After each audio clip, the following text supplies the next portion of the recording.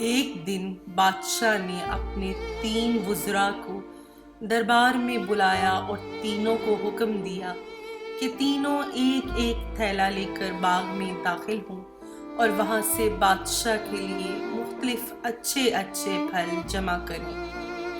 وزراء بادشاہ کے اس عجیب حکم پر حیران رہ گئے اور تینوں ایک ایک تھیلا پکڑ کر الگ الگ باغ میں داخل ہو گئے۔ پہلے وزیر نے کوشش کی کہ بادشاہ کے لیے اس کی پسند کی مزیدار اور تازہ پھل جمع کرے، اور اس نے کافی محنت کے بعد بہترین اور تازہ پھلوں سے تھیلا بھر لیا۔ دوسرے وزیر نے خیال کیا کہ بادشاہ ایک ایک پھل کا جائزہ خود تو نہیں لے گا کہ کیسا ہے، اور نہ ہی پھلوں میں فرق دیکھے گا، اس لیے اس نے بغیر فرق دیکھے جلدی جلدی ہر قسم کے تازہ اور کچے اور گلے سڑے پھلوں سے اپنا تھیلا بھر لیا۔ اور تیسرے نے سوچا بادشاہ کی توجہ صرف تھیلے کے بھرنے پر ہوگی، اس کے اندر کیا ہے اسے بادشاہ نہیں دیکھے گا۔ یہی سوچ کر وزیر نے تھیلے میں گھاس پھوس اور پتے بھر لیے، محنت سے بچ گیا اور وقت بھی بچا لیا۔ دوسرے دن بادشاہ نے تینوں وزیروں کو اپنے تھیلوں سمیت دربار میں حاضر ہونے کا حکم دیا۔ جب تینوں دربار میں حاضر ہوئے تو بادشاہ نے تھیلے کھول کر بھی نہ دیکھے اور حکم دیا کہ تینوں کو ان کے تھیلوں سمیت 1 ماہ کے لیے دور دراز جیل میں قید کر دو۔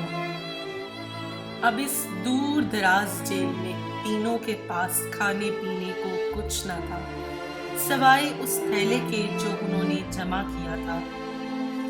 پہلا وزیر جس نے اچھے اچھے پھل چن کر جمع کیے تھے، وہ مزے سے ہی اپنے ہی پھلوں پر گزارا کرتا رہا، یہاں تک کہ 1 ماہ بآسانی گزر گیا۔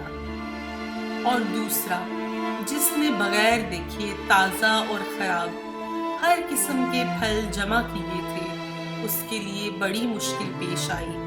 کچھ دن تو تازہ پھل کھا لیا، لیکن پھر کچے اور گلے سڑے پھلوں کو کھانا پڑا، جس سے وہ بہت زیادہ بیمار ہو گیا اور اسے بہت تکلیف بھی اٹھانی پڑی۔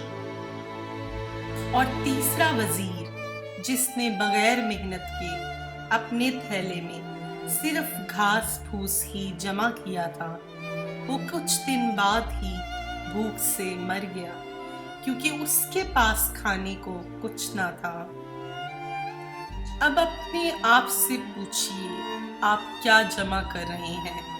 آپ اس وقت اس باغ میں ہیں جہاں سے آپ چاہیں تو نیک اعمال اپنے لیے جمع کریں اور چاہے تو خراب اعمال، مگر یاد رہے جب بادشاہ کا حکم صادر ہوگا تو آپ کو اپنی جیل یعنی قبر میں ڈالا جائے گا۔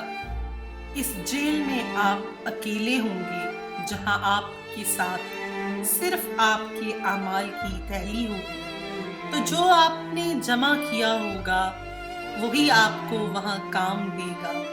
تو آج تھوڑی سی محنت کر کے اچھی چیزیں یعنی نیک اعمال جمع کر لیں اور وہاں آسانی اور آرام والی زندگی گزاریں۔ ابھی بھی ہمارے پاس وقت ہے اور اللہ پاک نے سب معذوریوں سے بھی دور رکھا ہے۔